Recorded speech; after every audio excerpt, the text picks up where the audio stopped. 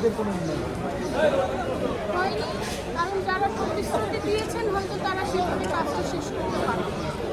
আশা করছি এবার হয়তো পারবেন, কারণ এবার তারা এত কিছু বাজনা বাজাননি, এটা নিয়ে হয়তো বা এবারই আমরা ভালো কিছু দেখতে পাবো।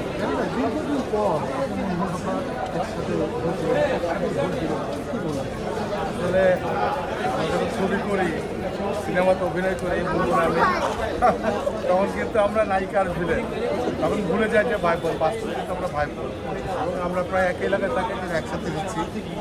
আর মুনমুন আমাকে অনেক রেসপেক্ট করে, আমি ওকে অনেক স্নেহ করি।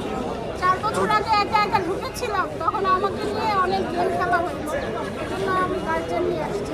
কি ধরনের থ্যাংক ইউ, ধন্যবাদ। না, সেটা আর বলবো না, আমি এটা 4 বলে বছর লাভ আগে নাই, চলে 5 বাদ দেন।